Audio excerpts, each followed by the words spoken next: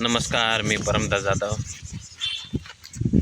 आज आपण हा व्हिडिओ का काढतोय? कारण भरपूर असा हवामानात आपल्याला आता मार्च महिना चालू आहे तरीसुद्धा खूप असा बदल दिसून येतोय.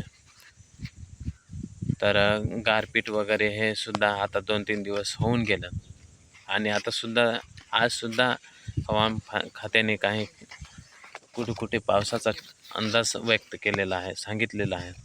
तर याच्यात जे महाराष्ट्रामध्ये आज हवामान खात्याने काही भागात 48 तासाच्या आत विजांच्या कडकडाटासह पावसाचा अंदाज व्यक्त केलेला आहे. त्याच्यामध्ये जे मराठवाड्यातील काही जिल्हे आहेत ते येलो अलर्टमध्ये आहेत. तर सांगली, सातारा, पुणे इथे सुद्धा पावसाचा अंदाज हा सांगितलेला आहे. तर त्या भागामध्ये येलो अलर्ट आहे, तर त्याचा परिणाम हा आपल्या इकडं सुद्धा होत असतोय.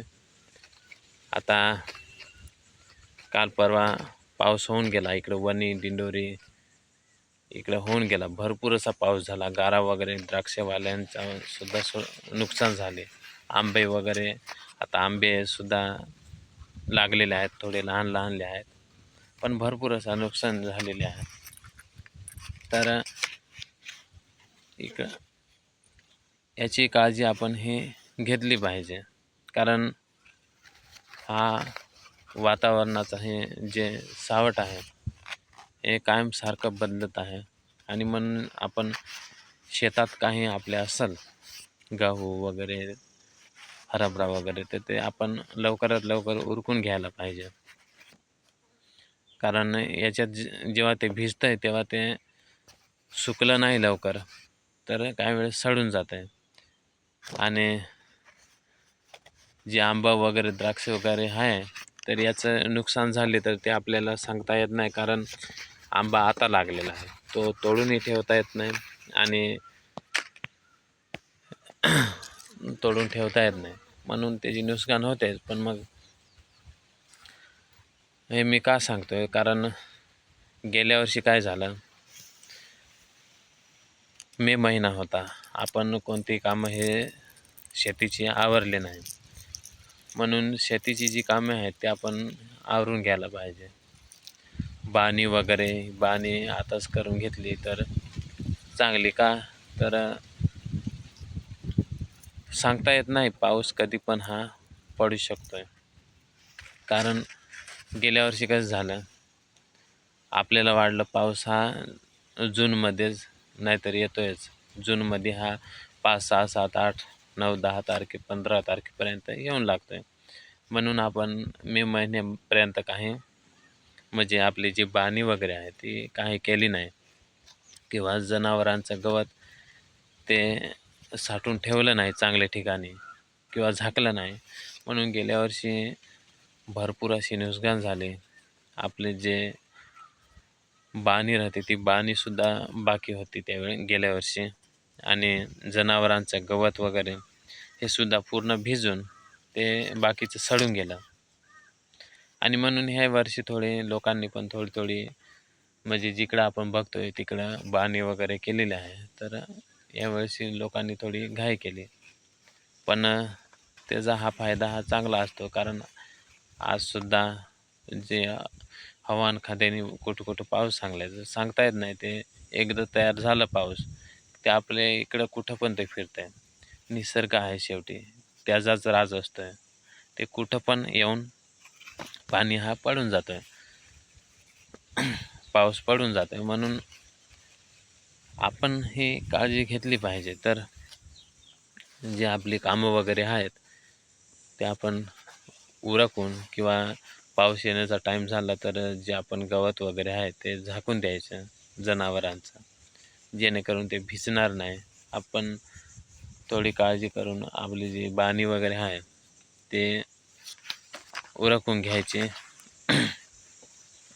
तर अशी जेव्हा पाऊस वगैरे येतोय त्यावेळेस आपण आपलीसुद्धा काळजी घ्यायची. झाडांच्या खाली वगैरे थांबायचं नाही.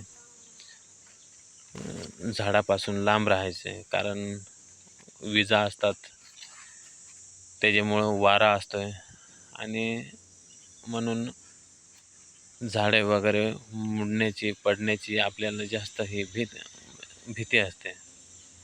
म्हणून आपण झाडांपासून दूर किंवा घरात राहायचं.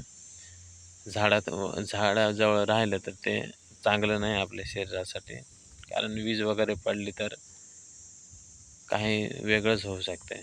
आणि जर आपली जनावरे वगैरे जंगलात किंवा झाडाजवळ असतील तर ते घरात आणून बांधून द्यायचे सुरक्षित ठिकाणी आणि गवताचं चांगलं नियोजन करा. आपले एक एक काम हे लवकर उरकून घ्या आणि जे गवर असते, जनावरांचं शेण असते, त्याचीसुद्धा बांधणी लवकरात लवकर करून घ्या, कारण ते एकदा भिजल्यावर ते सुकत नाही लवकर, त्याला भरपूर असा टाईम लागतो. म्हणून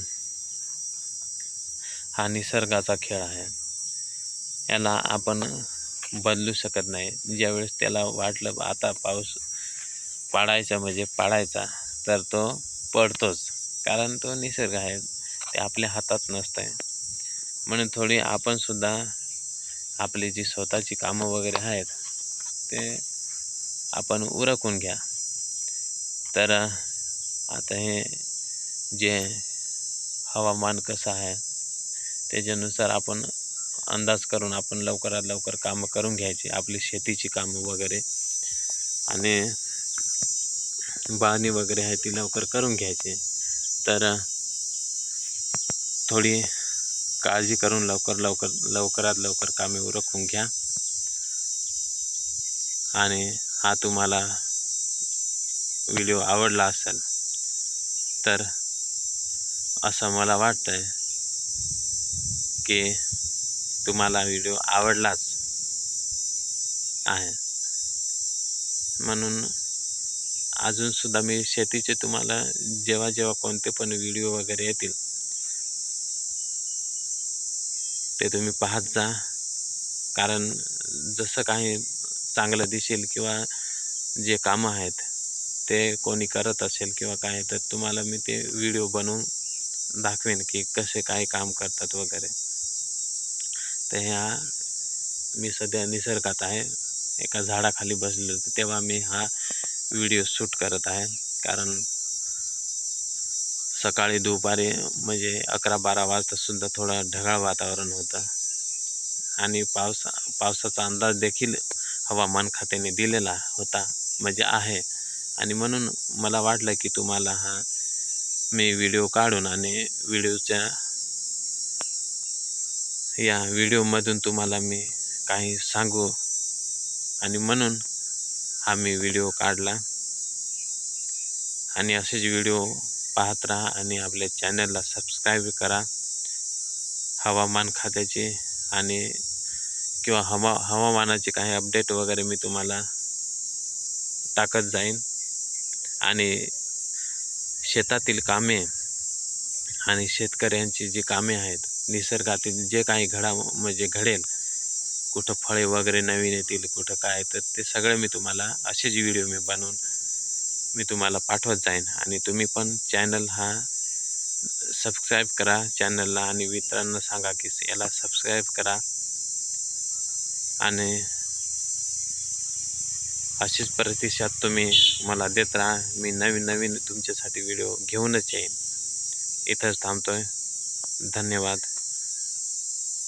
असेच व्हिडिओ मी तुम्हाला नेहमी नवीन व्हिडिओ टाकत राहीन. थांबतोय. धन्यवाद.